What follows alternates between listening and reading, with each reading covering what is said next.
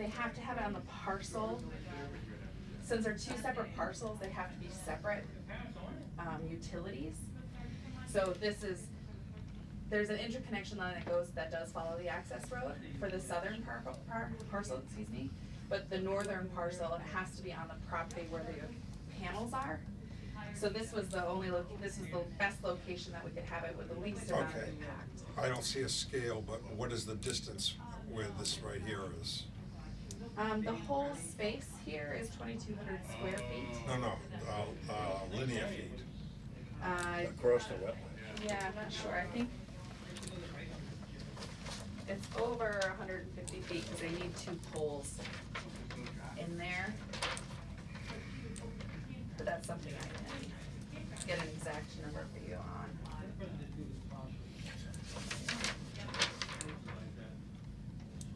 Yeah, it looks like about 150 feet, but that's not exact. I can get you the exact That's close number. enough. Okay.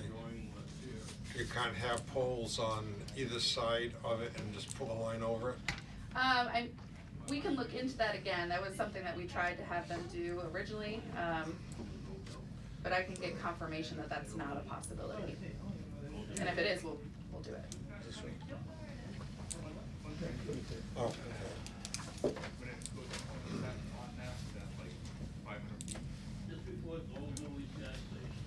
Okay, so you got a few things. That turnaround, we don't like it there. We don't stretch beyond. Nothing in no movement within the 25 touch zone, no touch zone. Yeah, we'll get No rid of cutting, this. nothing in there.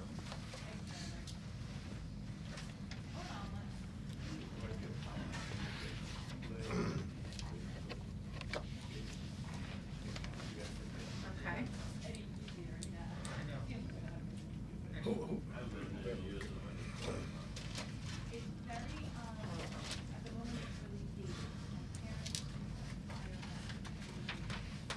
Mr. Switzer is the owner of the property? No, he's the developer. He's Forefront. The owner of the properties are Kenneth Arujo, thank you. I know he's actually lives in town, and A&M, which is actually a part of the Arujo family as well. So the southern part is Arujo's, northern is the A&M.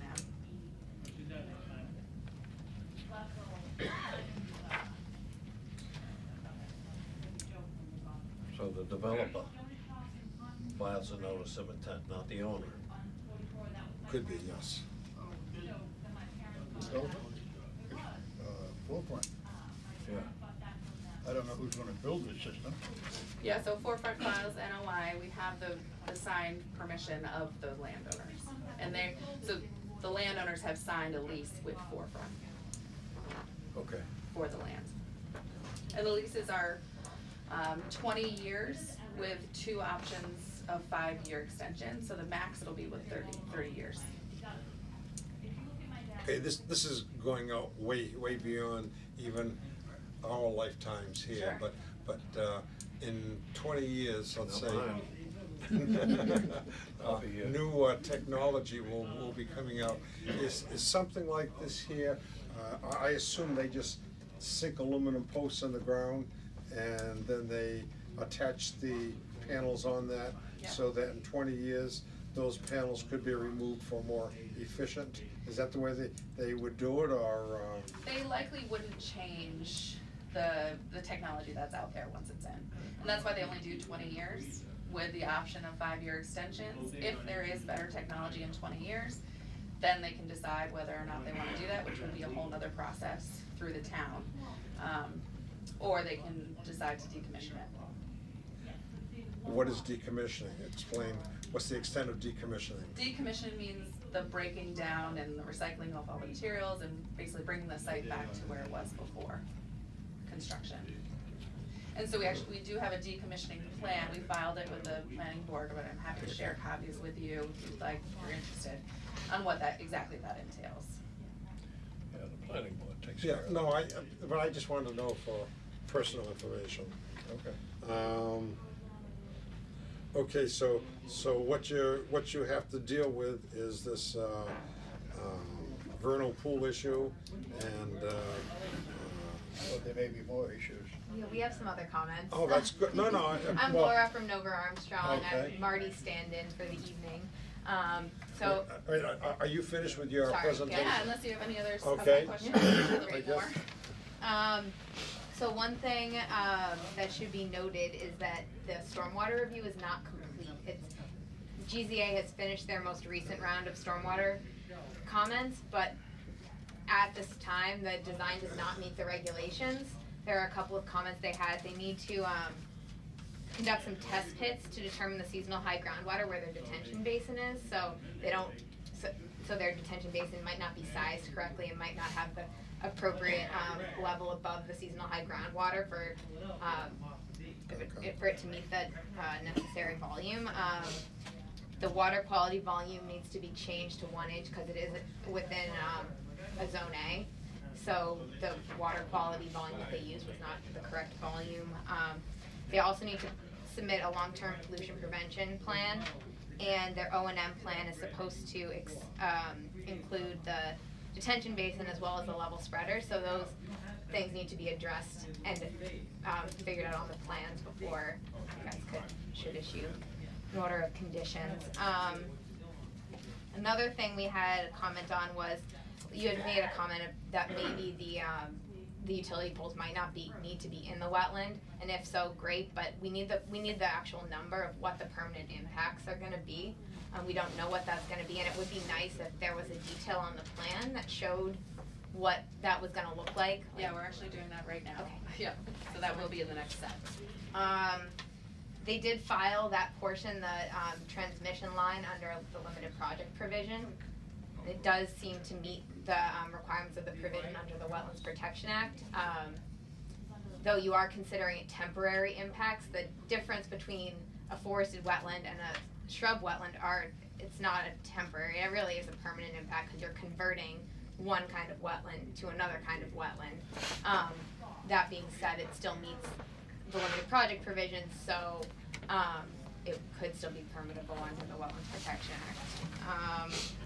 Another comment we had was that it would be nice if the commission had a copy of what the vegetation management plan was gonna be, and that would be nice to cite in the order of conditions, so that they know how often somebody's gonna be out in the wetland, especially because it's a zone A. We wanna make sure you're not using any herbicides, right, and it is tributary to a surface water supply, so that was another comment. What else did I have?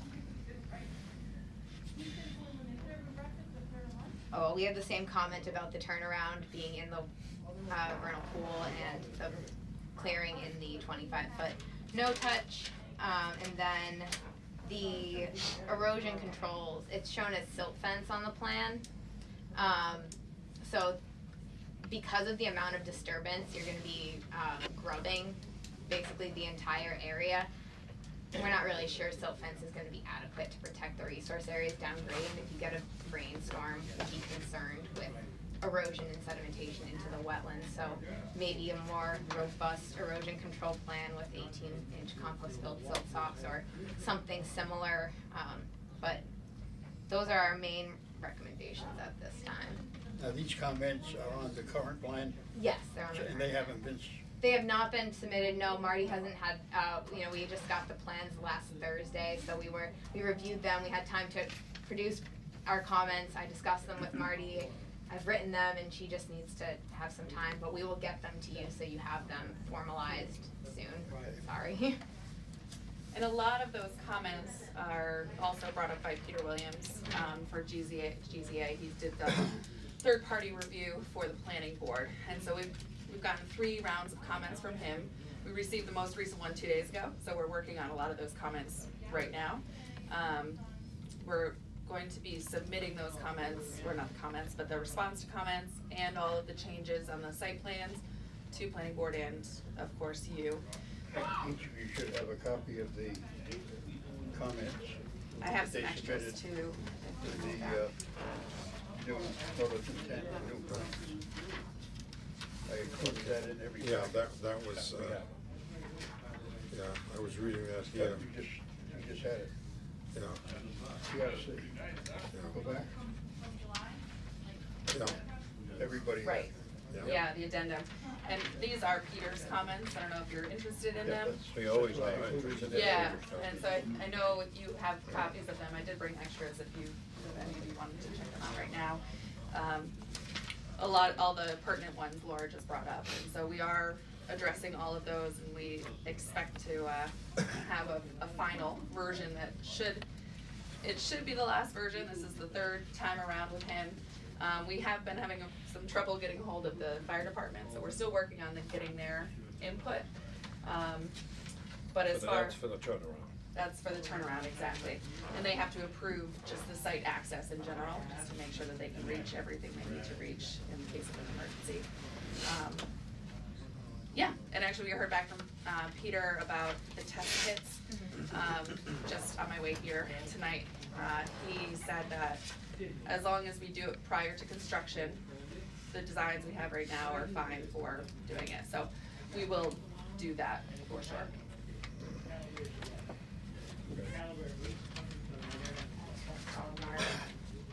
Comments for now. Okay. It's pretty clear there won't be approval here tonight. Oh, yeah, we weren't, I was not expecting. It's good to start the conversation because we've had it for a few months going with, planning board, so. Yeah. You all set? And there was one more that I just realized I forgot to mention. It was another erosion control thing. The way that the silt fence is depicted on the plan, it's kind of unclear where it's proposed. It would be nice if it were along the entire, I don't know if you can see it. Yeah, we can I'm pull it gonna pull up. up that so I can Yeah. show them. Let's, see. I missed it. Sorry? I missed what you were saying. We're not quite, I was talking about the silt fence. Okay, that's what I missed. Yeah. I missed lots of things. Erosion sort of Well, control. they've got 150 feet on the south side of the property. Yeah. And isn't that the way it's going to drain this way? Portions It's a- of it, I mean, you have some draining this way. Yeah, and the wetland actually flows this way. Yeah, at least that'll grade drain this way. So you do have the silt fence here, especially with the roadway, it's really unclear where the silt fence is. So it would be nice if also if it wasn't silt fence, you use compost built silt stock. A combo or just the compost? A combo is always good. But yeah, here I think it should just run along Yeah, the limit of clearing. Yeah, it Um, absolutely will. Do that. That'll be specified, that'll be detailed in the order of conditions. Well, Yeah. but I think that's gonna have to change here, though. You're not gonna have a turnaround in the wetland. We'll update the silt fence based on the final Yeah. design. Right. Definitely. Okay, thank you. That's everything I had. So Francis Christofiuli, 1730 Wellington Street. I border the property to the southwest. Can actually, down by the retention area is where my house. Speak just a little bit. Sure, Francis Christofiuli, 1730 Wellington Street. I border the property to the southwest, roughly 42 feet from the property line, where the construction is proposed. Certainly I have significant issues with a power plant, solar power plant being built in my backyard. Obviously expressed that through the planning board, trying to work with the developer and the landowner to hopefully mitigate, some of the impact on my property as well as the area. I think things that are critical here for the Conservation Commission, this by our Dayton map and our master plan, this is core critical habitat area. So I think that should be definitely a concern to the board as well as the town. It's also listed as priority habitat based on the state maps, and they certainly have concern with a project of this magnitude in a clearing of 21 plus acres. In terms of the road, I don't necessarily consider that a road, it's more of a cart path, go take a look at it. It's an existing cart path, Yeah, and it's through a wetland or part of a wetland. correct. Under the Wetland Act, if it's a cart path and it's existing, it's upland. Okay. The road itself, or the path The itself. path itself. is upland. Right, That's all. all right. You know, certainly there's, you know, the conditions with the vernal pools. On the maps, you certainly see that there's a fair amount of certified pools. You know, I'm extremely familiar with this piece of land, been hunting it for, you know, decades. I think there are probably other suspected pools. You know, in Dayton, I think we have roughly about 220 potentials. So I think that that requires a significant look to make sure that we're not impacting other areas that may have been overlooked. Extremely overgrown, you know, swampy area, Charlie. I know you've been out by my house in the past. The bull briars are, you know, as big as they get. With the power lines, that's actually against the present town bylaws that the planning board has. They require underground, so that's inconsistent. It has obviously not been approved. I certainly have concerns with the erosion control downhill, you know, by a few feet. We will be also concerned. So, you know, I mean, I've had issues. I have a swale across my backyard that's preventing the water from the Arugio property that has, you know, cascaded across my backyard and actually entered my pool, filled my pool with mud, you know, a few years after I moved. Julie? Susan, Susie. Susie, That's I'll okay. get it right yet. The power lines are coming across wetlands, correct? Yeah, the interconnection. If they were buried, there's more wetland alteration. Right, and so we We're trying to had- keep them down to a minimum Understood, wetland understood. alteration. Yeah. A pole in the ground is a lot less alteration than a trench going right through a wetland. Understood. But again, it's, Just so we can settle that. it's not in compliance with our bylaws. And again, you know, those are the things that you help mitigate. Whether it's They'll have to get a variance from the. crossing the wetlands with poles, the rest of it, you know, should be underground based on our town bylaws. Certainly some concerns with the Army Corps of Engineers. The property that I presently live at, there is a vernal pool right at the end of my driveway. And I know the person, when they built the home, it was a significant challenge actually running the driveway through that area. And, you know, I'm not sure if you've involved the Army Corps of Engineers. It's obviously beyond a self-assessment from an acreage and a square footage perspective.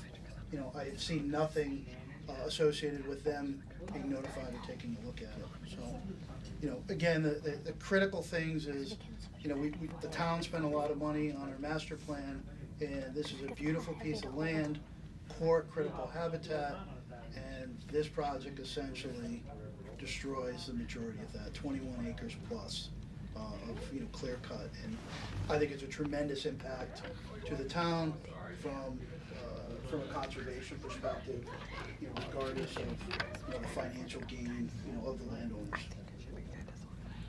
Susie, has natural, what is it, Heritage been called in to do their survey? We are not within mapped natural heritage habitat. That's correct. Check that Okay.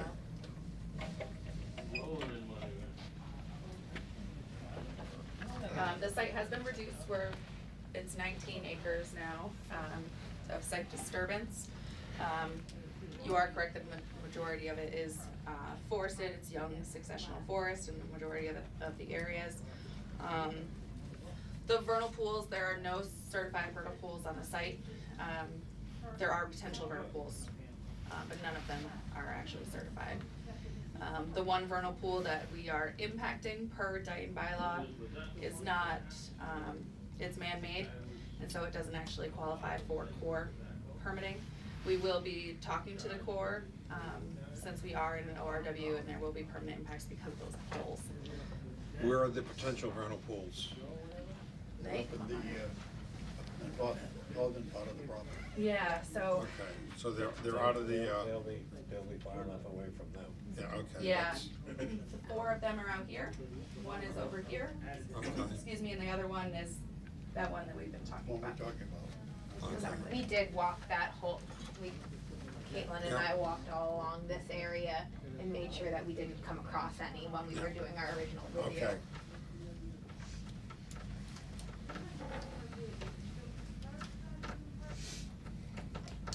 Jack, Jim? So, I mean, they're gonna give us some more plans and We revise got, it. we got a lot more stuff to get. Yes, Yeah. no, that's, yeah, And most of your concerns will be yeah. right here in front of us. Good. We got the same concerns you have. I'm sure you do. So just where we stand from the project perspective, since we just received these comments from Peter Williams with GZA, we're working on those right now to get those set into the site plans themselves. So once we have those, we're set for another planning board hearing next week. So we'll be bringing those plans to them. At the same time, we'll send them to you. Okay. And so by the time we come in front of you again, we should have all of those addressed. Very good.